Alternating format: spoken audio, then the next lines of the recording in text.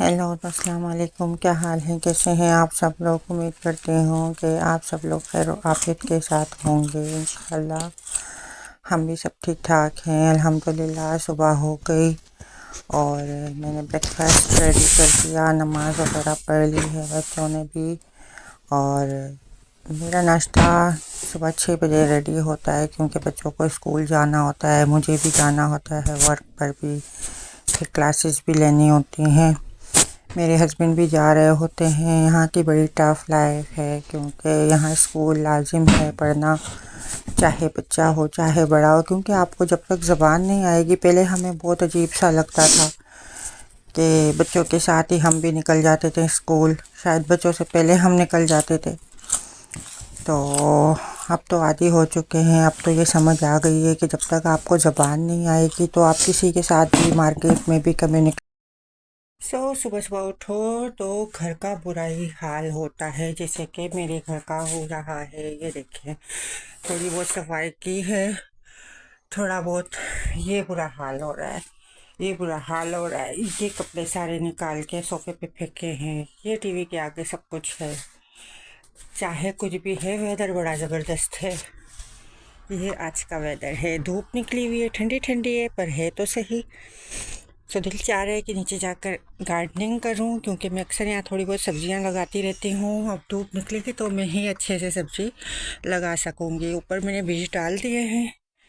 सो room का बहुत बुरा हाल है, रूम का नहीं पूरे ही घर का। पर मुझे टाइम बिल्कुल भी नहीं है कि मैं ठीक करूं, क्योंकि मेरा आज भी दो बच्चों के अपॉइंटमेंट है। यहाँ मैंने पूरी अलमारी के कपड़े बाहर फेंक दिए। गुस्से में आकर बच्चों को मैंने कहा खुद ही ठीक करो, क्योंकि उन्होंने ही ख़राब किए हैं, बेड पे सब कुछ फेंका है। और ये मेरी पुरानी सिलाई मशीन है जो मेरी फ्रेंड ने मुझे अभी गिफ्ट की है, और बुरा हाल है घर का। तो मैं अभी आपको ये देखें, यहाँ भी कोई सफाई फ़िलहाल नहीं हुई हुई है, कुछ भी नहीं हुआ। पर वेदर ज़बरदस्त है, ये खुशी है मुझे। वेदर देखकर तो जान में जान आ जाती है। और किचन में मैंने सोचा है कि मैं बच्चों के आने का टाइम है, बर्गर बना दूं। तो सलाद मैंने निकाल दी है, छोटे वाले बर्गर भी निकाल दिए हैं, चिकन ब्रेस्ट पीस भी रखे हुए हैं। इनका मैं कुछ करती हूँ अभी। और यहाँ से भी वेदर देख लें, वाह ज़बरदस्त। बाकी बुरा हाल है भाई, बाकी बुरा हाल है। और कुछ चाय है तो वो भी निकाल दूँ मैं यहाँ से बाद में।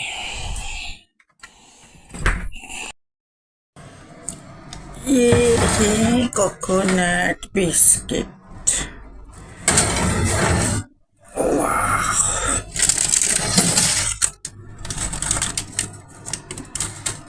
ठीक है।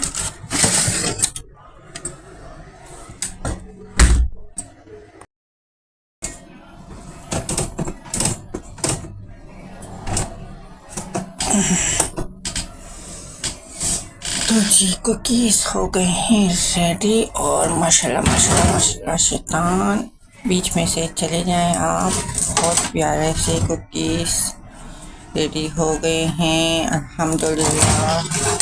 और इसलिए कह रही हूँ कि निकालने से पहले ये कह दूँ ताकि शैतान दौड़ के यहाँ से चला जाए और कुछ ख़राबी ना हो। अल्हम्दुलिल्लाह बहुत प्यारे, बहुत ज़बरदस्त। इतने छोटे रखे थे लेकिन ये बढ़ गए, नान कताइयों की तरह बड़े बड़े हो गए। अब इसको ठंडा करने रखूँगी, थोड़ा सा सॉफ्ट है वो सख्त हो जाएगा।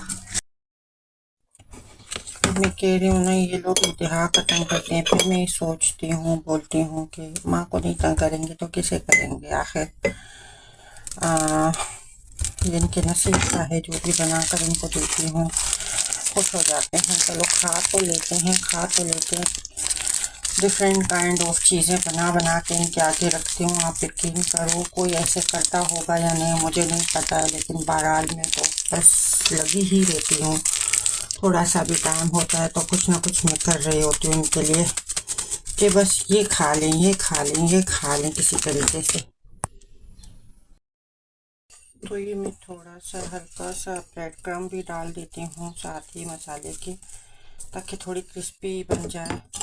फिर कटिंग करके और बर्गर में रख के दूँगी इन्हें।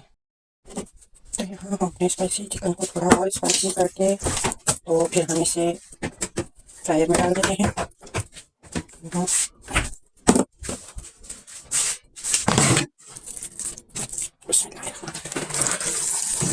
इसे फ्रायर में डाल और फ्राई करते हैं ताकि ये अच्छी तरह गल जाए। और मैं यहाँ पर कुछ कैबेज है उसको बारीक बारीक चॉप कर रही हूँ।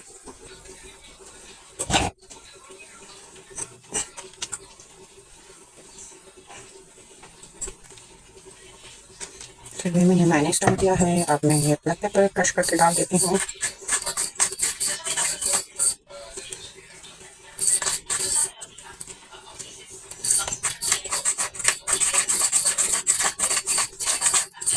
इस ब्लैक पेपर के अंदर रेड दिख रहे होंगे आपको, शायद नजर आ रहे हैं, रेड पेपर, व्हाइट पेपर और सॉल्ट, ये सब कुछ होता है। नजर आ रहा है आपको?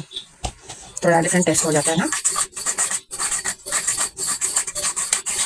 Black pepper, black pepper, salt, सब कुछ इसमें मौजूद होता है, अगर आपको नजर आ रहा हो तो। अच्छा, तो ये फिर क्या कहते हैं इसको, ग्रीन ऑनियन है और आपको नज़र आ रहा होगा कटी हुई ग्रीन ऑनियन पर खुश्क है। अब बहुत अच्छा सा फ्लेवर भी देता है और बिल्कुल ग्रीन ग्रीन है, देखिए फ्रेश बिल्कुल।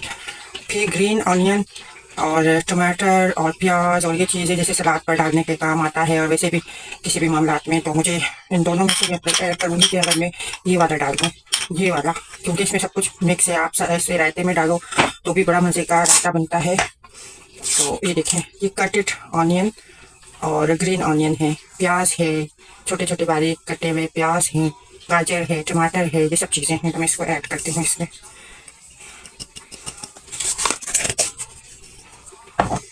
तो अच्छा सा फिर ज़बरदस्त सा बन जाएगा रायता। जब मैं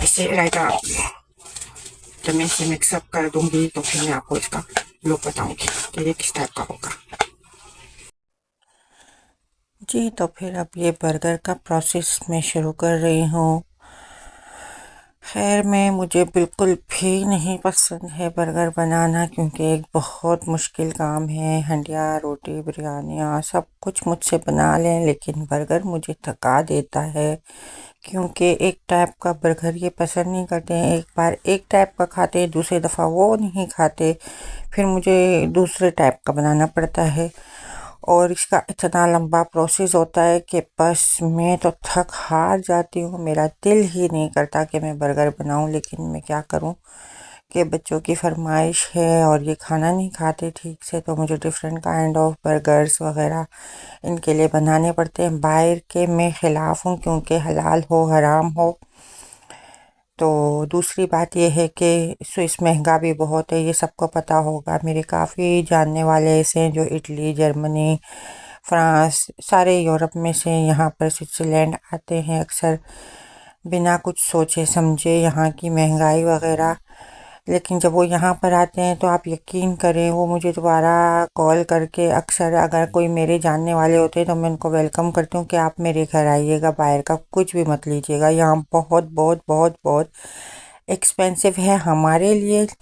फिर दूसरी कंट्रियों से जो लोग आते हैं उनके लिए तो वो बहुत ही ज़्यादा एक्सपेंसिव है, क्योंकि दूसरी कंट्रियों में आप जाओ तो 3 यूरो 2 यूरो में बर्गर मिल जाते हैं, ज़्यादा से ज़्यादा 4 या 5 का होगा। यहाँ पे एक बर्गर जो है ना, जो हलाल बर्गर होता है, सैंडविच फलाफल हो गया या टाकोस हो गया, वो जो टर्किश शॉप में मिलता है वही मैं घर पे बना देती हूँ बच्चों के लिए। वो 13 फ्रंक का एक होता है, यानी मान लो 13 यूरो का। फिर आप उसमें जितनी चीज़ें ऐड करवाना चाहें तो वो 20 तक भी जाता है। तो आप एक, माशाल्लाह से मेरे 4 बच्चे हैं, अगर हम 6 अफराद, हाँ ज़रूर जाते हैं बाहर कभी ना कभी टर्किश शॉप पे, जैसे वीकेंड हो तो एक आध दफ़ा खा पी लेते हैं, लेकिन हर वक्त का नहीं, क्योंकि इतना महंगा कौन अफोर्ड कर सकता है। अक्सर मेरे फ्रेंड्स आते हैं यहाँ पर और बेचारे, जो जिनको मेरे घर का पता होता है, जिनको ये है कि हम भी बहुत ज़्यादा बिजी रहते हैं, ऑल टाइम सिर्फ वीकेंड घर पे होते हैं, टोटल हर डे हमें बाहर निकलना होता है स्कूल्स के लिए, काम के लिए। अगर कोई वीकेंड पे आ गया तो मोस्ट वेलकम, मैं अपने घर की दावत देती हूँ उनको कि आप बाहर से कुछ मत लीजिएगा, डायरेक्ट मेरे पास। हाँ, अगर मेरी सिटी में आए तो, नहीं तो ज्यूरिख गए, जेनेव गए तो वो हमसे दूर पड़ता है। आप यकीन करें, अक्सर मेरे फ्रेंड्स आए हैं जो मेरे जानने वाले, मैं उनकी बात कर रही हूँ, दोबारा उन्होंने कॉल किए, हम भूखे वापस गए यहाँ से। मैंने कहा ऑफ कोर्स हो सकता है, क्योंकि हमें इतना महंगा लगता है तो आप लोगों के तो मुल्कों में बहुत सस्ता है, हर चीज़ सस्ती है। फ्रांस में जैसे रेस्टोरेंट में जाएं खाना खाने, एक पाकिस्तानी रेस्टोरेंट की मैं बात कर रही हूँ, मेरे ख्याल से 5 फ्रंक का खाना मिलता है वहाँ पे। यहाँ पर 20 फ्रंक, 20 यूरो, वहाँ पर यूरो चलते हैं, यहाँ पे फ्रंक चलते हैं। 20 यूरो एक टाइम का खाना एक फ़र्द के लिए, आप खुद अंदाज़ा लगाएं कि ये कितना महंगा है, बहुत ज़्यादा एक्सपेंसिव मुल्क है। तो मैं अपने बच्चों को प्रेफर करती हूँ कि हर एक चीज़ घर पे बना कर दूँ और रेस्टोरेंट से बहुत अच्छा बना के दूँ, ताकि बच्चे फरमाइश ना करें। और दूसरी बात ये कि यहाँ पे ना हलाल हराम का कुछ पता नहीं होता, तो हम लोग तो जाहिर सी बात है हलाल ही लेकर आते हैं घर पे, अच्छे साफ़ सुथरे तरीके से बनाकर बच्चों को खिलाते हैं और अच्छे से अच्छा बनाते हैं, क्योंकि हमने खुद ने रेस्टोरेंट में काम किया है। मेरे हस्बैंड के पास रेस्टोरेंट होटल में इन्होंने हाई प्रोफेशनल कोर्सेज किए हुए। मैंने खुद ने भी यहाँ पर, क्योंकि डिफरेंट काइंड ऑफ कोर्सेज आप करते, तब किसी एक जॉब पे आपका तुक्का लग जाए और आप उस जॉब को कर सकते हैं। तो मैंने भी यहाँ पे प्रोफेशनल स्कूल से सारा कुजीन का कोर्स किया है, तो वो कोर्स मेरे काम आता है कि आएगा आगे लाइफ में भी आएगा, इन फ्यूचर भी आएगा। और अब मैं क्योंकि रिफ्यूजी सेंटर में जाती हूँ, तो वहाँ जो नए आए हुए लड़के होते हैं तो मैं उनको वो, मतलब ऐसे होते हैं जैसे कि कम एज के लड़के होते हैं ना, टीन एज, बाज़ों का 12 ईयर, 10 ईयर, 8 ईयर के भी होते हैं। तो उनको मैं जो है ना रेसिपी सिखाती रहती हूँ कि आप लोग सीखें।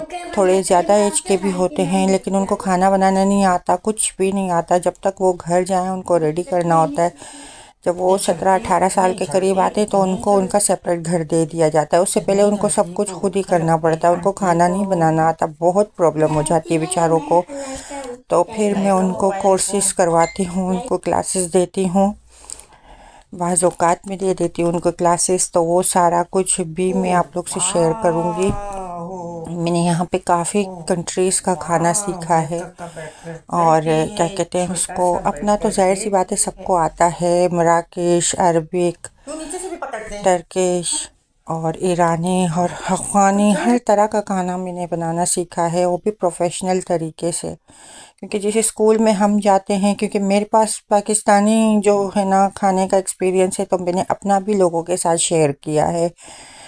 तो मैं अपने प्रोफेशनल स्कूल के भी वीडियोस डालूँगी, तो आप लोग देखिएगा।